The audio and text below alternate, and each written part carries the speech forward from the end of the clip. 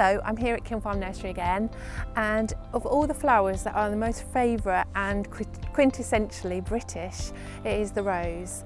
And it doesn't need to be as complicated as we like to think it is. So here are my top tips about how to make sure you can keep your roses flowering and looking beautiful year after year. A common thing I get asked is, can roses grow in the shade?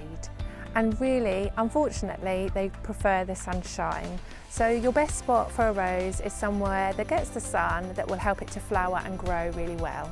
Lots of people want to keep their rose in a container. Either they've got a small garden or the rose is in memory of someone and they want it near to them. And you can grow roses in containers. All you need to think about is making sure that you get a variety that's going to be quite small. That's the best way to look after them. And also to make sure the pot is really big enough. And then after that, you do all the usual care that you would do on a rose that I'm going to go through, but even better because they're in that smaller space. If you're wondering what kind of compost you should use for your rose, then you just use a normal multi-purpose, but there are also rose tree and shrub composts that will do really well for your plant as well. So once you've planted using the compost, then I would always add some well-rotted manure that can go on the top as well. So a good mulch is always advisable. That will then give the plant nutrients, and it will also help to protect it from the cold in the winter and evaporation in the summer and the hot months. So the most important thing for looking after a rose and keep it really healthy is to care for it, water it and feed it. So once you put in the manure and the mulch, then every year you need to feed it with something like a branded rose feed that you can use in the spring and the summer as well. Once you've fed your rose, the most important thing of all is to make sure you keep it watered. As soon as any plant starts to dry out, it becomes more susceptible to disease and pest infestation just because it's weakened and fighting for life. You also need to prune regularly, and I'll be covering this later in the video as well. So one of the most common problems and things that we're asked to help with is what to do when people have discoloration on the leaf, and this will usually be rust or black spot. So this kind of leaf is very common in roses and something that you have to learn how to manage. As I've already explained, prevention is better than cure when it comes to disease. So as long as you're looking after your rose, it would be healthier than otherwise. But rust and black spot are common problems in roses and really almost unavoidable. But there's very simple tips about cleanliness to do with them. So it's all about spores. So as your leaf starts to turn like this or has little spots, it will sit on the base of the plant. So take off those leaves, just literally tug off the leaves, and also anything that's fallen on the ground, pick that up too. So pick it up, and most importantly, put it in a bag. Top tip, put it in your household waste. You don't want to put it in the compost because obviously you're just going to be spreading those spores. So if it's all about spores, watering is really important because the spores will just spread. So by taking them off, you've taken them away. But when you're watering, if you're watering the whole of the plant, you'll be spreading any spores that are there. So when you're watering, make sure you water down at the base. Also prevalent on roses are green fly, black fly, aphids. And again, it's the same answer. Prevention is better than cure, looking after your plant really well. But you can always spray. There's products on the market that are very good for spraying. More and more people are wanting to work organically, and that is possible. I would recommend that you can use a spray with a little bit of fairy liquid, and you squirt that if the infestation is not too bad, and then you can just rub underneath the plant if there's any. Aphids are usually along the stem and under the leaf, so you can just rub it off with your thumb. But you can also really help the whole process by encouraging lots of wildlife in your garden.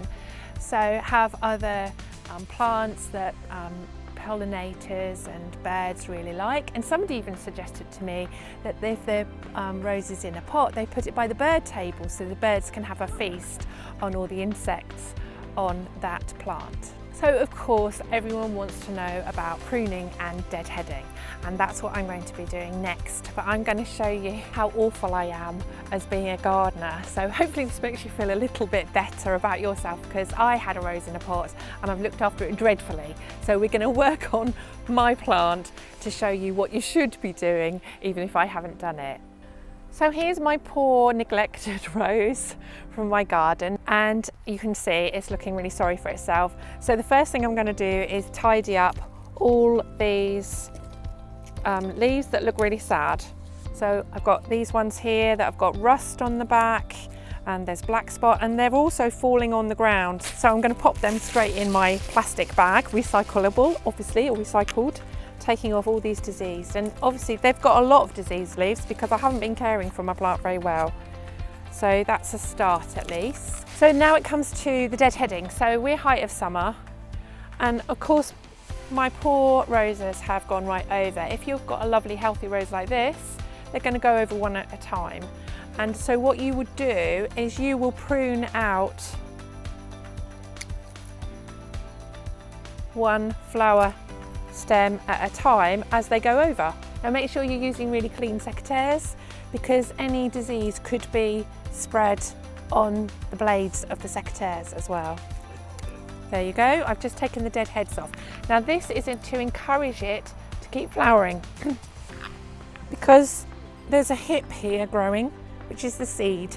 So all my rose is going over to seed, and so it's going to put all its energy into making these lovely rose hips, which is great for the birds, but not great if I want to keep the rose flowering over summer.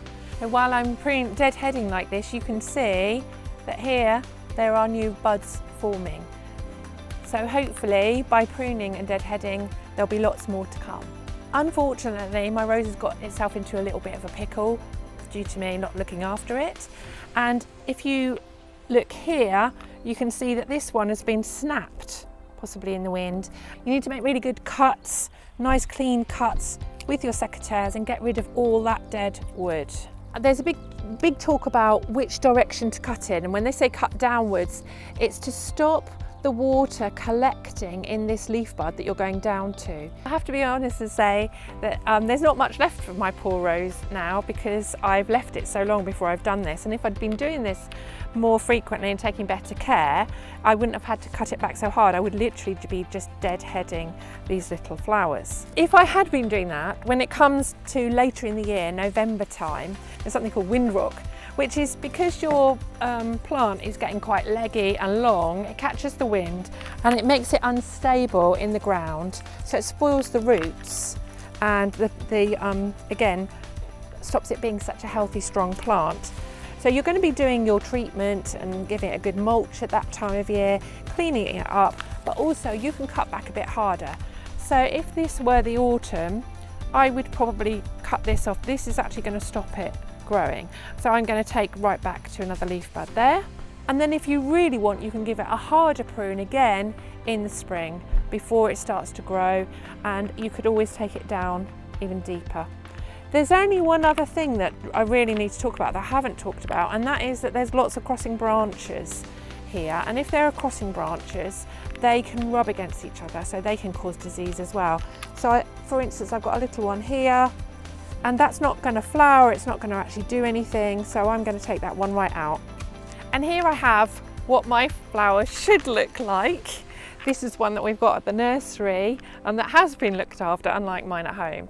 And so if I'd been doing that on a regular basis, here would be your rose. And you can see it's been pruned in the past to keep it clean and tidy. It's got absolutely gorgeous roses, and look, there's lots here to come.